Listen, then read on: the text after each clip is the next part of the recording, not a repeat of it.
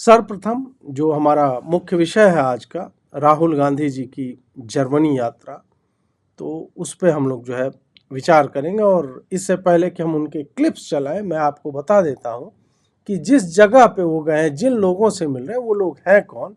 ये मैं कल ही डिस्कस करना चाह रहा था। आज देखिए, स्टार बॉय तरुण है, इन्होंने बताया कि फ्रेडरिक एबर्ट स्टिफ्टंग, ये जो है उनके साथ ये बैठे हुए हैं उस संस्था वालों लोगों के साथ। वहाँ पे ये जो है ये globalist pro NATO German think tank है, जो तथाकथित रूप से सोशलिज्म और डेमोक्रेसी के लिए काम करता है। मतलब जितने चोर लुक्कर आवारा टाइप के ये संस्थाएं होते हैं, उस सब में वही समाजवाद और सर्वहारा की लड़ाई और इसी सारे पे फोकस्ड होता है। अब ये जो संस्था है, ये FES, ये ओपन सोसाइटी फाउंडेशंस, इसका जो है ये उसे अपना ऑफिशियल पार्टनर अपने वेबसाइट पे बताती है। और इन्होंने लगातार 2022 में रिपोर्ट जो है कि का विजिलेंटीज इन मोदीज इंडिया ऐसे करके और अथॉरिटेरियन रिजीम्स में सारा कुछ भारत को लेकर के लिखा था। और यहाँ पे राहुल गांधी जो वहाँ पे अटेंडीज थे, उन्होंने बोला कि वहाँ डिबेट चल रही थी, तो वहाँ पे राहुल गांधी ने ही शॉट ऑन इंडिया और बोला कि डेमोक्रेसी जो है वो खतरे में है और मोदी बर्बाद कर रहा है। FES जो है फोर्ड फाउंडेशन द्वारा फंडेड है और प्रो इमिग्रेशन इन जर्मनी है। प्रो इमिग्रेशन का मतलब बाहर से वस्तुतः मुसलमानों को लाओ, जो वहाँ पे जिस तरह के काम कर रहे हैं वो हम सब जानते हैं। जर्मनी में क्रिसमस बैन हो गया, पेरिस में हो गया, बैन नहीं मतलब सरकार ने बोला कैंसिल करो यार, बम मार देंगे, चाकू मार देंगे, हम क्या करेंगे। लंदन में हो गया। इन सब में काफिरों की भावनाओं को, काफिर बोला, मुसलमानों की भावनाओं को आहत ना करे काफिर, तो ये सारा कुछ चल रहा है। अब ये जो संस्था है FES, वो जॉर्ज सोरोस और फोर्ड फाउंडेशन से कनेक्टेड है। और FES का एक रिलेशनशिप जर्मन मार्शल फंड से भी है, जो कि एक CIA कंट्रोल फाउंडेशन है जर्मनी में। तो अमेरिका का उसमें एंगल, जो डीप स्टेट का हम बोलते हैं, वो आ जाता है। और ये फ्रेडरिक एबर्ट स्टिफ्टंग का ये लिस्ट है कि उनके पार्टनर्स कौन कौन है, उसमें आप देख लीजिए। ओपन सोसाइटी फाउंडेशंस है और ये इनका जो 5 ग्रांट जो है फूड फाउंडेशन ने FES को दिया है। तो इससे पता चलता है कि राहुल गांधी जहाँ गए हैं वो किस तरह के लोग हैं, वहाँ पे वो क्या कर रहे हैं, उनका पर्पस क्या हो सकता है। अब राहुल गांधी जी ने जो भारत को लेकर के अपने ज्ञान बांटे हैं, उन सब पे जो है हम आरंभ करते हैं। ये लीजिए। There is a number of people in India who support Mr. Modi, and we cannot get away from that fact. But we do not, a lot of us do not agree with his ideology. We do not agree with the vision of India that he has. We think that the vision will fail. We think that the vision has tremendous problems, will create massive tension in India, will make Indian people fight with each other. So we will fight it, right? And it's a clash between two visions of India. अब यहाँ बोल रहे हैं कि ये जो vision है नरेंद्र मोदी का, जिसको कुछ लोग लाइक करते हैं, कुछ लोग नहीं।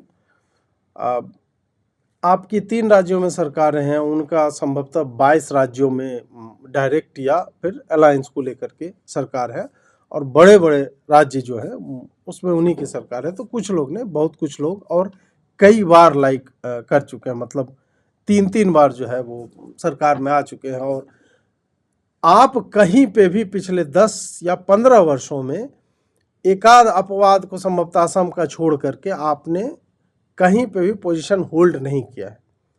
हर बार 5 साल के बाद आपकी सरकार चली जाती है। तो एक तो यह है कि there are some people, some नहीं, more people than you can ever imagine, कि मोदी को सपोर्ट करते हैं।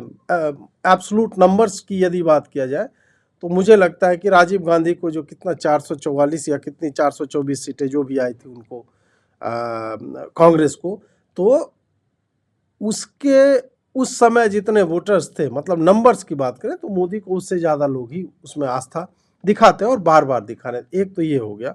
और बोल रहे हैं कि इनका विजन जो है वो फेल करेगा। कैसे, मतलब कौन सा विजन फेल करता हुआ दिखता है? मोदी का। इंफ्रास्ट्रक्चर का नहीं, बहुत बढ़िया चल रहा है। मैन्युफैक्चरिंग का नहीं, बहुत बढ़िया चल रहा है। मैन्युफैक्चरिंग पे तो आपने राहुल जी जो खेल खेला है, अभी हम वो वीडियो भी चलाएंगे और मैं एक स्टोरी भी आपको बताऊंगा कि मैन्युफैक्चरिंग में कांग्रेस ने किस तरह के डॉक्यूमेंट पे साइन किए जिससे पर्पसफुली भारत का मैन्युफैक्चरिंग बर्बाद किया इन लोग। और कहाँ फेल किया? क्या इलेक्टोरल सिस्टम्स फेल हो? नहीं, आप जो सिस्टम लेकर के आए थे उस सिस्टम को और बेहतर किया गया है। आपके समय में हर व्यक्ति किसी भी संस्था का हो, वो बिना किसी बातचीत के, बिना किसी डिसेंट नोट के कुछ नहीं, सीधा कि आज से फलाना ये है। मतलब आदमी कुक का काम कर रहा है, आदमी जो है बगल में खड़ा रहता है, उसको कोई भी बढ़िया पद दे देते हो। ऐसे ऐसे लोगों को आप लोगों ने सुप्रीम कोर्ट का जज बना दिया जिसके पास लॉ की डिग्री नहीं थी। जितने इलेक्शन कमिश्नर्स आपने रखे हैं, अधिकतर को आपने पद्म विभूषण दिया, पद्मश्री नहीं, भूषण नहीं, विभूषण, भारत रत्न से जस्ट पहले। और आप बात कर रहे हो कि जो फेल कहां पे हो रहा है सिस्टम। यदि फेल होता सिस्टम तो मोदी पावर में नहीं होता, भाजपा पावर में नहीं होती स्टेट्स में।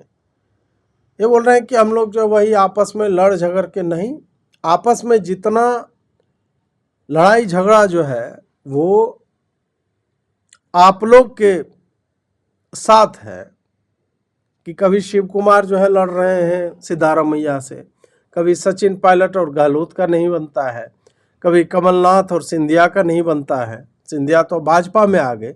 उसी तरह बहुत सारे लोगों की संभावना है कि वो जो है वो भाजपा में अंततः जो है वो आ जाएंगे, क्योंकि ऑब्वियस सी बात है कि उनको एक डूबती नैया में कोई नहीं रहना चाहेगा जिसमें आप अकेले वहाँ से you are calling the shot. तो India is not going, India unite हो रहा है, वो फेल नहीं हो रहा है। हाँ, आपको कहना चाहिए था कि मेरे विजन में, मैं जो देखता हूँ भारत को, उसमें मुझे ऐसा लगता है कि लोग लड़ लड़ के मर जाएंगे और वो मेरे लिए एक अवसर है। नॉर्मली भारत में ऐसा लोग कहीं पे भी नहीं कर रहे हैं। और जर्मनी में तो आप क्या, वहाँ हरियाणा की बात और हम हिमाचल जीते, it is all Greek to them, जैसा कि बोला जाता है मुहावरे में। तो वहाँ पे जाके बोलने से क्या फ़ायदा? मतलब राहुल गांधी जो कर रहा है और लंबे समय से ये जो कर रहा है कि इंडिया में जो बात कहता है कोई नहीं सुनता है, फिर वो विदेश जाता है, ऑक्सफोर्ड के एक रैंडम कॉलेज की कैंटीन में उसका प्रोग्राम होगा, उसका कहेगा ये ऑक्सफोर्ड यूनिवर्सिटी में, कैम्ब्रिज में। अरे नहीं भाई, वहाँ का स्टूडेंट यूनियन कहीं पे किसी को भी, हमको चाहे तो वो बुला ले। ये सर, उसको ऑक्सफोर्ड यूनिवर्सिटी का वाइस चांसलर बुला के ये डिबेट नहीं करवाता, ठीक है? तो ऐसे बुलाता है, प्राइवेट इवेंट होता है, उसको दिखा। मतलब राहुल गांधी को चूंकि यहाँ पे डम और पप्पू माना जाता है, इसलिए उनकी एक ब्रांडिंग इस तरह से हो रही है। अरे इंटरनेशनल फोरा पे वो जाते हैं और वहाँ पे लोग उनको जो है वो सुनते हैं। तो वो जो है यूके जा रहे हैं, यूएसए जा रहे हैं, बार बार जा रहे हैं, साल में 2-3 बार जा कर के वो इस तरह की स्पीच देते हैं। और पिछले 5 वर्षों में same pattern, same type of things, और उसका मतलब मुझे लगता है कि हासिल क्या है, मिलता क्या है राहुल गांधी को? संभवतः कुछ भी नहीं। ये थोड़ा सा ईगो सेटिस्फैक्शन होता है कि अरे मैं बोल रहा हूँ, अंग्रेजी में बोल रहा हूँ, लोग जो है मुझे सुनने को आ रहे हैं। इससे अधिक कुछ भी नहीं होता। अभी तो वो कहाँ, ब्राज़ील गया था या कहाँ पे, वो नहीं, कोलंबिया या कहीं पे गया था ना, जहाँ पे भाषा भी तुम्हारी लोग नहीं समझ रहे हैं। और वहाँ पे कि मोटरसाइकिल क्यों इंजन छोटा होता है, कार का क्यों बड़ा, पता नहीं वहाँ पे क्या क्या बोल के आ गया बंदा। तो ठीक है, जैसे कॉमेडियंस का वर्ल्ड टूर होता है, तो राहुल गांधी का भी मुझे लगता है कि वही, वो अपने वर्ल्ड टूर पे बीच बीच में वो निकलते रहते हैं। संसद सेशन में उससे क्या हो जाता है, हम कौन सा सीरियस हैं। That it is very difficult to give large numbers of people employment. You cannot, country like India, country the scale of India, even country like the United States, even a country like Germany cannot give its people employment based on services. You have to have a production economy, you have to have manufacturing, and we have handed all that to the Chinese. So the next big question is, in this transition, how do democracies produce? China has shown the world that you can produce in a non-democratic environment. We have to prove to the world that actually you can produce in a democratic environment. So what are the models that are required? How do you think about production in a democratic environment? And what are the type of partnerships that India, the United States, and Europe can create to produce in a democratic environment? My view is that it will become very difficult for democracy to sustain itself if we are not able to produce, because you will simply not be able to give the requisite amount of jobs that you need to create a balanced system. So I think huge part of the turbulence that we're seeing in Europe, in India, and in the United States, the polarization of the politics, is because we're not able to give our people jobs. And that's happening because we have basically said, China, you produce for the world. You know, look around you, you'll see that pretty much everything that you're using is made in China. And that, at least for a country like India, is a problem. We have the capability to produce, we have the population to produce, we have the cost structure to produce, but we've just not done it. मैं इस clip का wait कर रहा था, और आज मतलब normally तो मैं इसको ऐसे भी काउंटर कर सकता हूं, लेकिन आज जब मैं लावा की फैक्ट्री के शॉप फ्लोर पे था, वहाँ पे जो वहाँ के जो एग्जीक्यूटिव डायरेक्टर हैं और जो पूरा प्लांट जिन्होंने बनाया, उन्होंने मुझे एक बढ़िया सी बात बताई। उन्होंने कहा कि कांग्रेस ने 1997 में I.K. गुजराल जब प्राइम मिनिस्टर था, एक ऐसे एग्रीमेंट पे साइन किया जिसमें आप इलेक्ट्रॉनिक्स हार्डवेयर मैन्युफैक्चरिंग को, उसको ITA बोला जाता है, इंफॉर्मेशन टेक्नोलॉजी एग्रीमेंट करके, जो बाद में ITA 1 हो गया, क्योंकि 2015 में उसका ITA 2 आया था जिसमें और भी प्रोडक्ट्स को जोड़ना था। उस पर हम बाद में बात करेंगे। अब क्या हुआ कि 1997 में भारत ने I.K. गुजराल के नेतृत्व में कांग्रेस सरकार ने सिग्नेचर किया कि भारत में कुछ देशों से केवल फिनिश्ड प्रोडक्ट्स आ सकते हैं, जीरो ड्यूटी पे। मतलब उस वक्त तो चलिए फोन नहीं बन रहा था, या 2004 से आरंभ हो गया था फोन बनना भी, तो या इलेक्ट्रॉनिक्स में और भी, जो पंखा हो गया मान लो, नॉर्मल सी बात, या टीवी हो गया, या कैमरा हो गया, वॉकमैन हो गया, इस तरह की चीजें हैं।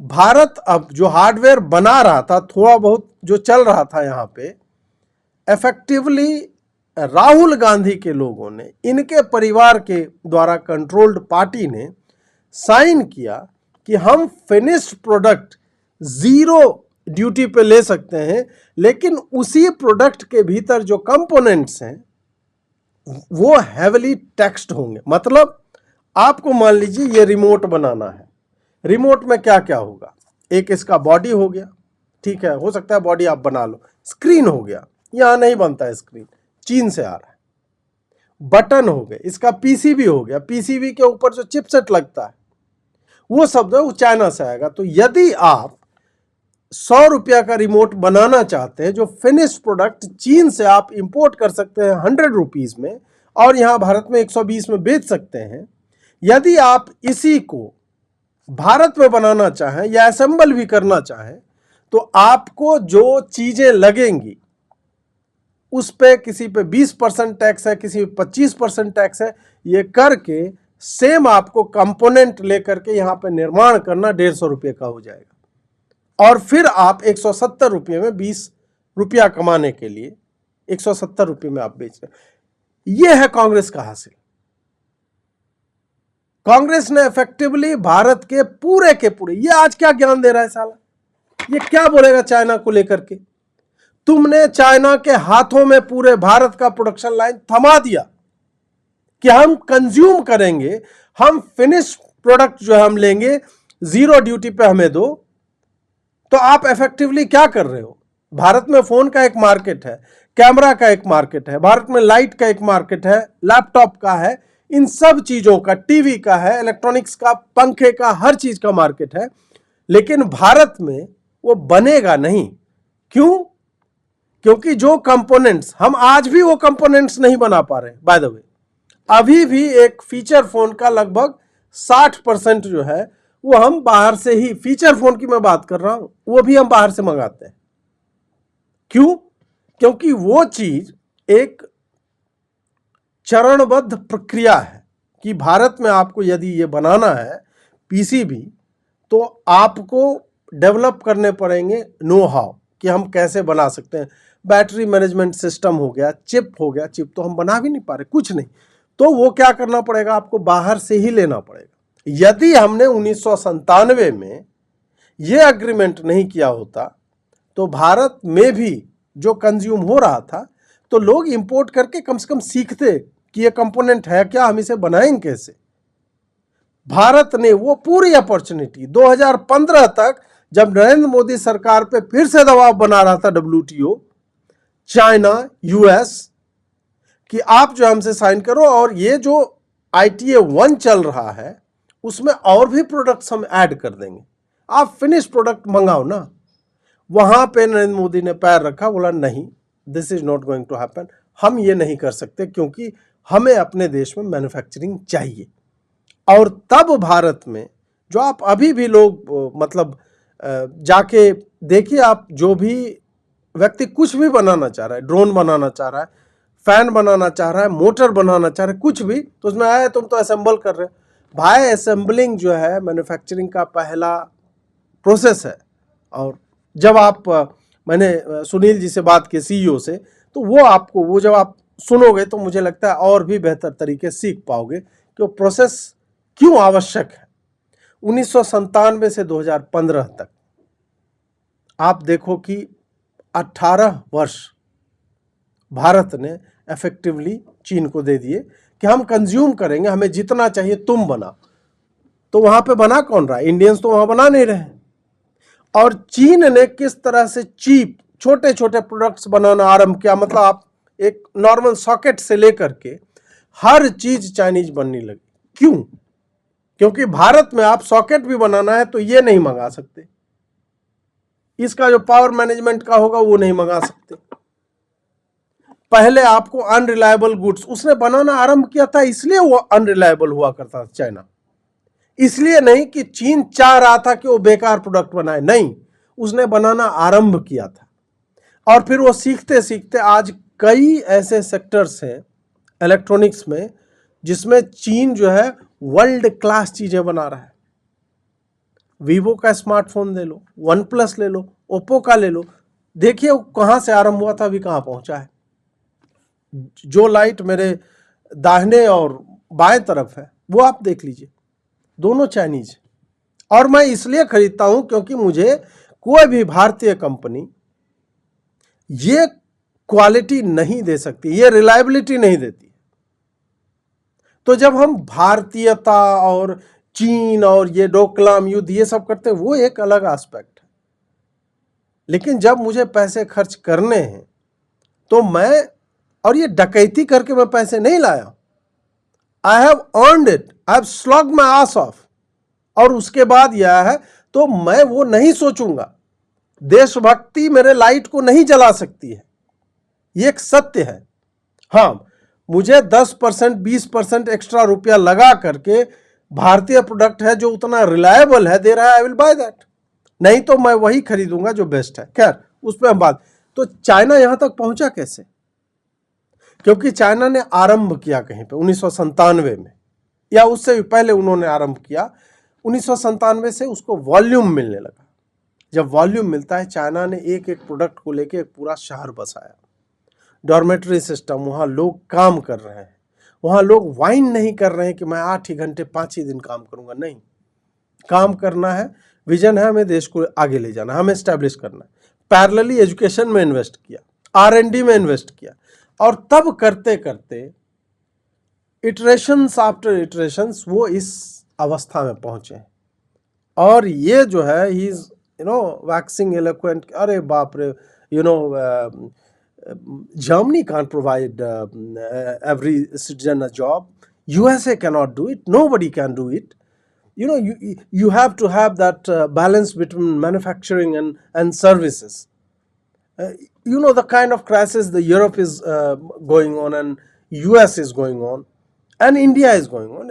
It is all because we are not able to give jobs to our people and China is creating for the, ये बड़ा अच्छा लगता है एक्सेंटेड अंग्रेजी में जाके बकलोली करना, लेकिन इस स्तर तक पहुंचाने में राहुल गांधी तुम्हारे घर वालों का, तुम्हारा 2008 में गए थे ना भाई, एमओयू साइन किया था ना आप लोगों ने चीन के साथ, तो कौन उनके साथ लगा हुआ है eight the cost of India?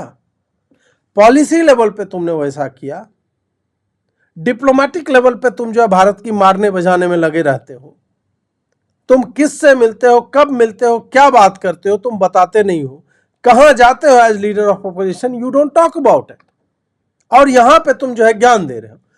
ये तो हो गया कि ये जो बकलोली कर रहा है चीन के बारे में कि चीन कैसे चला, भाई तुमने इनेबल किया, तुमने इनेबल किया। और आज भी ये लोग मोदी के ऊपर दबाव बना रहे हैं कि अमेरिका जो टर्म्स ऑफर कर रहा है एग्रीकल्चर में, एनिमल हस्बेंड्री में, प्रोडक्ट्स जो होते हैं डेयरी का, कि उसको भारत में लाया जाए, और इंडिया उसमें कंप्लीटली नहीं, हमको नहीं करना है।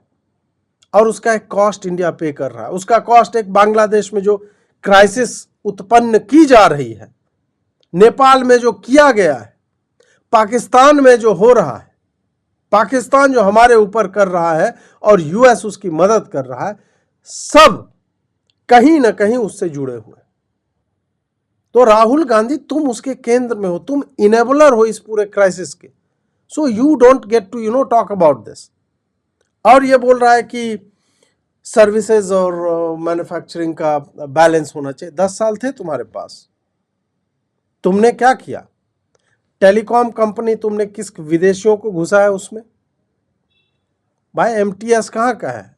रूस का है ना। नॉर्वे का तुमने यूनिनॉर टेलीनॉर लाया कि नहीं? सब कहाँ से आए थे ये सब? फर्स्ट कम फर्स्ट सर्विसेज पे।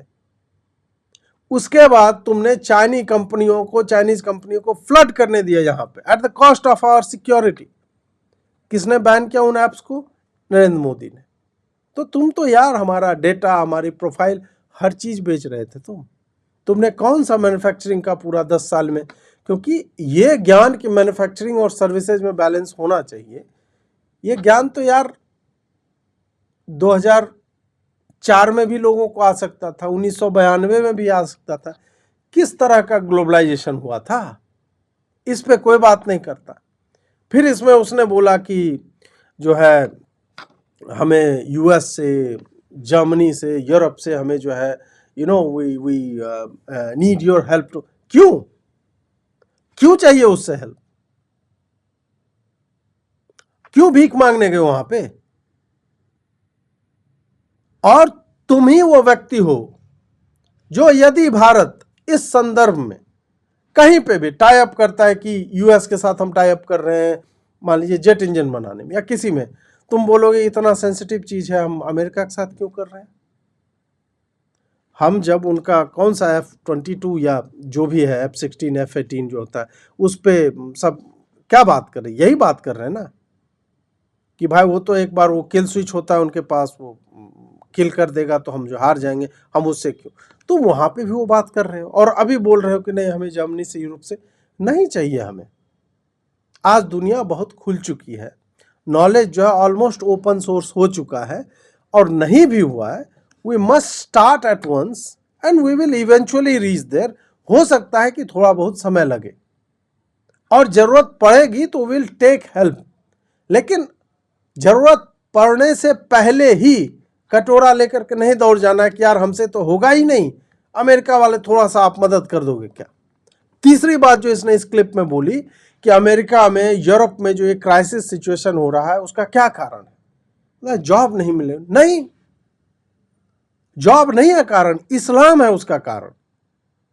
इन्होंने इलीगल अवैध लोगों को बुलाया है जो वहां के कल्चर को नकार रहे हैं, उनके ऊपर हावी हो रहे हैं। उनका क्राइम रेट जो है नॉर्मल सिटीजन से कई गुना अधिक है।